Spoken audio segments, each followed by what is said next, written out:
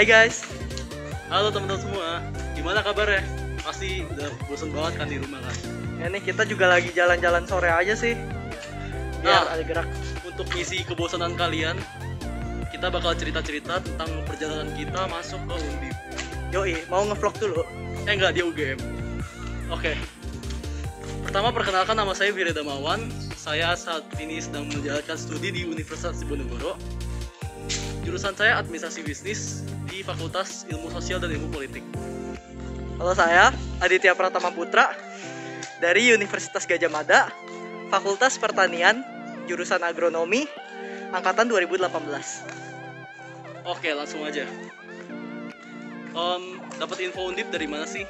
Sebenarnya saya waktu itu sempat nanya PTN yang kira-kira bisa saya pidai itu yang PTN-nya kayak gimana. Terus guru saya sempat ngasih tahu, sempat mention Undip Universitas Diponegoro. Jadi saya mulai cari-cari info lewat internet. Ternyata ada satu tes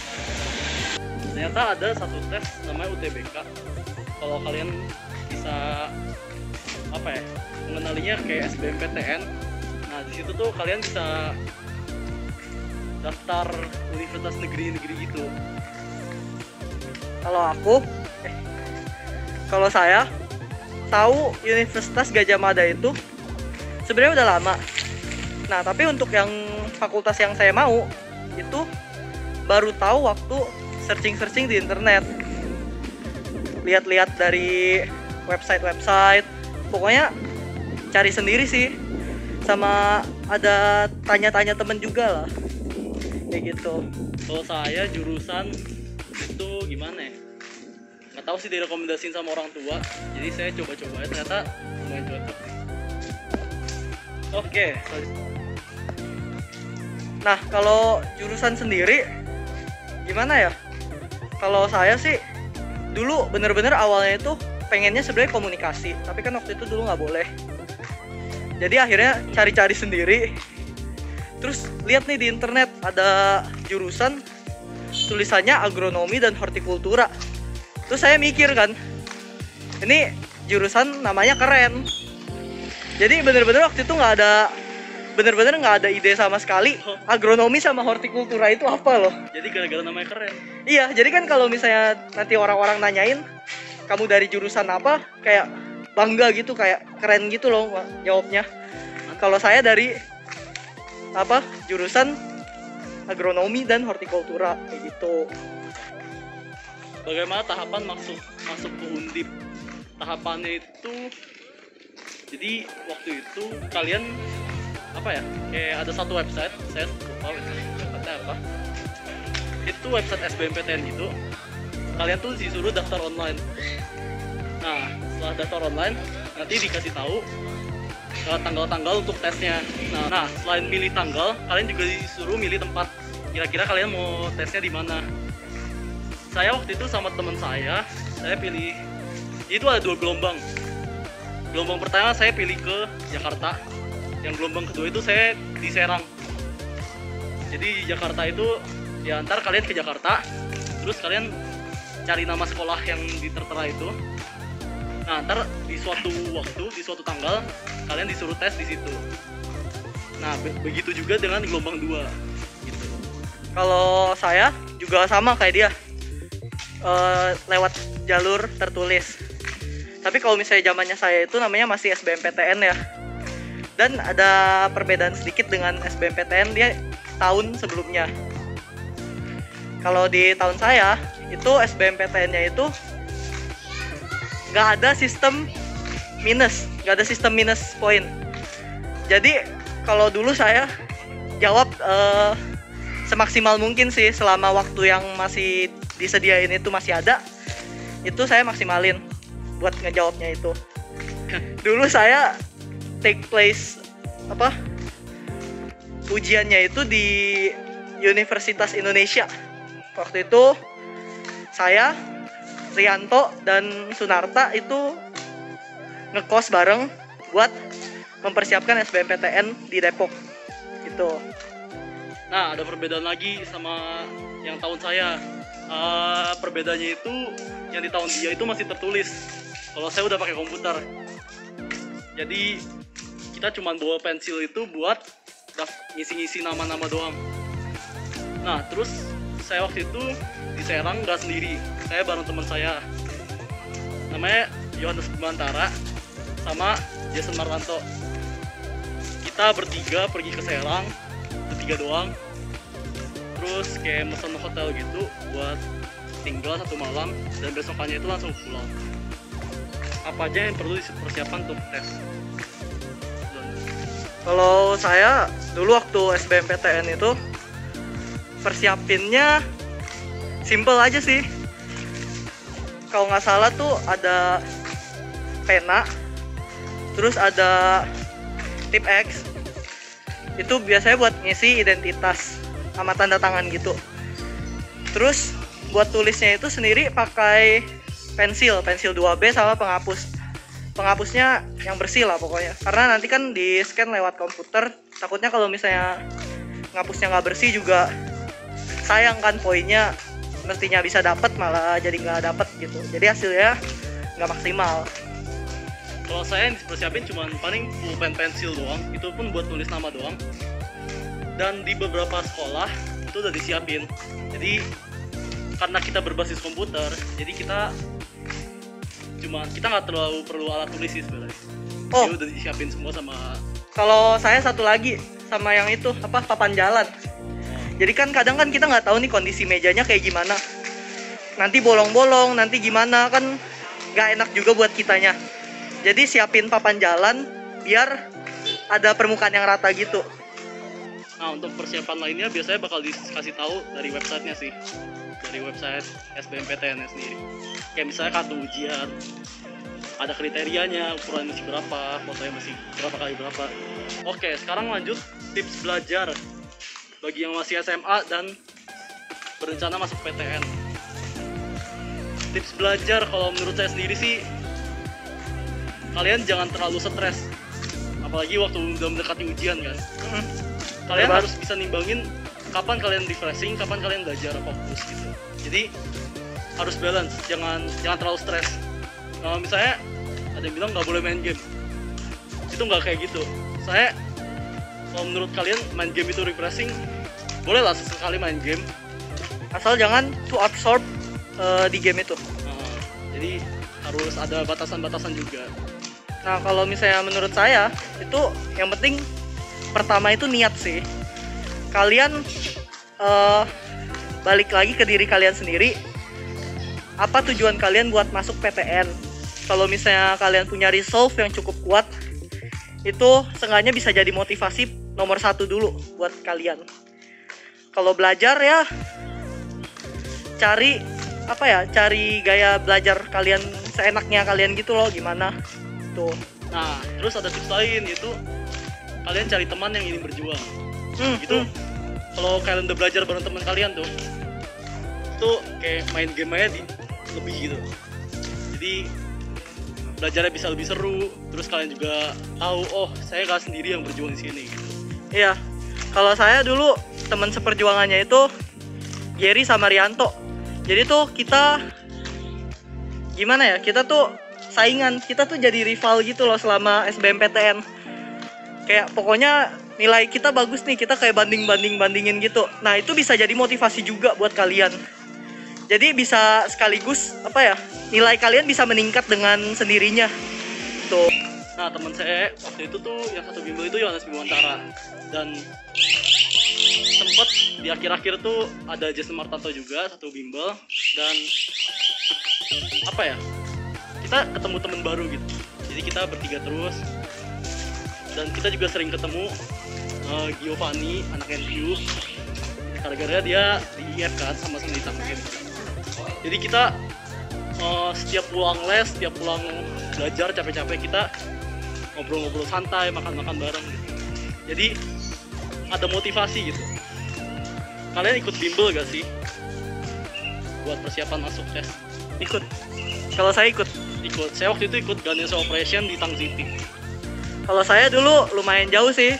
Saya di Tebet di Jakarta di BTA 45. Itu emang bimbel khusus buat SBMPTN. Oke, gimana rasanya kuliah di Undip? Terutama di Semarang. Jadi pertama-tama agak kagok sih, soalnya kan kita pisah dari orang tua juga. Jadi kayak ngerantau lah istilahnya. Dan di Semarang tuh panas banget. Jadi awal tuh bener-bener kulit kebakar, lama-lama kayak kepala cepet pusing gitu. Tapi lama-kelamaan tuh biasa gitu. Malah gara-gara Semarang panas, tinggal di Tangerang jadi kedinginan gitu. Mungkin karena pakai AC ya. Iya, terus beda lah kehidupan ngerantau tuh kayak kalian lebih bebas, tapi lebih riskan juga. Jadi kalian tuh mesti bisa ngendalin diri. Kalau misalnya nggak biasa ya pasti, apalagi yang nggak biasa merantau gitu, pasti ngerasain yang namanya culture shock sih. Karena kayak bener-bener lifestyle di situ lumayan beda lah. Kalau saya kan di Jogja ya. Kalau Jogja tuh terkenal orangnya ramah-ramah, kayak bener-bener santun, halus gitu. Dan itu bener terasa sih kalau bagi saya itu kerasa banget. Terus kayak makanannya juga beda banget kan. Kalau di daerah Jawa Tengah itu makanan tuh manis-manis. Iya. Jadi Iya. susah banget cari yang asin-asin di Jawa Tengah. Bener banget. Tuh, tempat tinggal sama kuliah di Undip. Saya itu semester 1 ngekos, dan kebetulan kan saya kan kayak nggak mau sendiri gitu di Semarang kan. Jadi saya di kampus nyari-nyari temen sampai kumpulin temen banyak. Terus saya ngerasa ada yang cocok. Semester 2 saya langsung kontrak rumah sekitar 4 kamar gitu. Terus jadi kita berbagi kehidupan kita di satu kontrakan itu. Oh, kalau saya dulu semester 1 sampai semester 3 semester 1 sampai semester 2 itu ngekos. Jadi kalau saya selama 1 tahun itu saya mencari orang yang kira-kira deket dan bisa ngerti lah buat tinggal satu sama lain gitu, tinggal bareng. Jadi benar-benar kayak seleksi dulu orang-orangnya, baru bisa kontrakan. Dan selama hidup ngekos itu benar-benar kita diajarin buat mandiri. Entah itu nyuci pakaian mungkin, tapi yang paling saya rasakan itu gimana caranya manage uang sama belajar masak. Itu bener-bener kayak 1 tahun itu masak sendiri, dan itu enak lah rasanya lah. Kayak maksudnya bukan rasa makanannya, cuman perasaan dari diri sendiri sih, karena ngerasa makin mandiri dan semakin bisa buat ngurus diri sendiri lah seenggaknya. Tapi sebenarnya ngekos itu juga ngeri-ngeri sedep sih, karena kalian bakal tergiur sama barang-barang yang kira-kira kalian mau, tapi sebenarnya tuh kalian nggak terlalu butuhin gitu. Jadi kalian tetap beli-beli, bisa beli online terus. Jadi padahal barang itu tuh nggak terlalu guna gitu. Kalau saya enggak sih. Itu buat beberapa orang doang. Nah, satu hal lagi yang menonjol itu harga sih, harga makanan. Biaya makanan. Iya. Jadi tuh di Jawa Tengah tuh dibandingin Tangerang, di Jawa Tengah tuh makanannya masih murah-murah banget. Jadi saya kaget waktu itu pertama kali Semarang, lagi lapar banget, pengen makan kan. Saya makan soto tuh dalamnya udah ada nasi, terus sotonya tuh mangkoknya gede. Waktu saya bayar tuh katanya 4.000 mas. Loh, 4.000 di Tangerang nggak dapet apa-apa kan? Cuman dapet nasi. Nggak dapet nasi, nggak dapet Iya. sotonya. Itu Di Tangerang cuma dapet nasi 4.000. iya, makanya itu 4.000 dapat apa aja dah. Itu isi sotonya apa aja deh Wah, maksudnya. banyak banget. Sotonya tuh di paling bawah tuh nasinya tuh kayak 1 centong 2 centong gitu. Terus ada bihunnya, ada sayurannya juga banyak, terus ada ayamnya di atas. 4.000 dapat ayam. Wow. Iya sih, bener-bener murah banget. Kalau misalnya dulu saya di Jogja pertama kali juga kaget gara-gara harga. Jadi di situ ada satu tempat makan Padang gitu. Itu kita semuanya ngambil sendiri. Saya pesen nasi, ayam balado, terus kalau nggak salah telur sama sayur, dan itu kuahnya banjir. Itu bener-bener harganya cuman setengah dari yang di Tangerang, sekitar 12.000 gitu. Itu bener-bener kepuasan sendiri sih, gila. Di Tangerang 12.000 nasi sama daun singkong. Nggak gitu sih, dapat telur lah. Dapat telur lah. Oke, pesan. Adit dulu deh yang kasih tau pesannya. Ya, kalau misalnya pesan buat teman-teman mahasiswa baru yang akan ikut PTN atau perguruan tinggi lah, perguruan tinggi manapun itu, kalau menurut saya itu manfaatkan waktu sebaik mungkin di universitas, karena kalian punya waktu 4 tahun, dan manfaatkan waktu itu sebaik mungkin selagi masih ada privilege bagi mahasiswa universitas. Ikut lomba atau ikut kegiatan sosial atau ikut organisasi, tambahin pengalaman sebanyak mungkin. Kalau misalnya mau 3,5 tahun nggak apa-apa, mungkin itu kalian punya pencapaian masing-masing. Saya nggak bisa komen lah ya, maksudnya saya nggak bisa apa ya. Ya kita inilah menghargai, gimana sih ngomongnya? Ngasih lu ngomong. Ya orang kan punya opini masing-masing ya.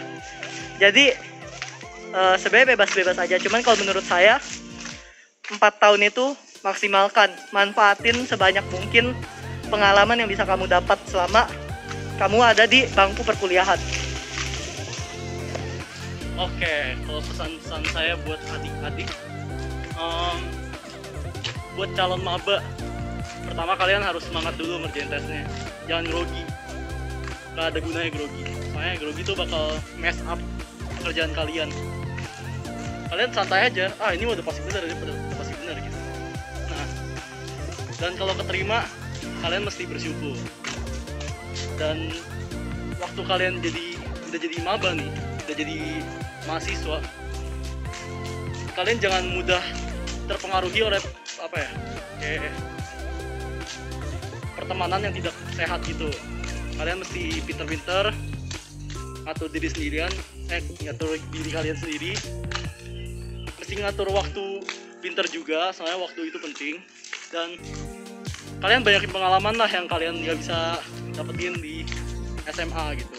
Jadi kalau menurut saya tuh kuliah tuh hidup kalian lebih bebas, jadi kalian lebih gampang buat ngapain aja gitu.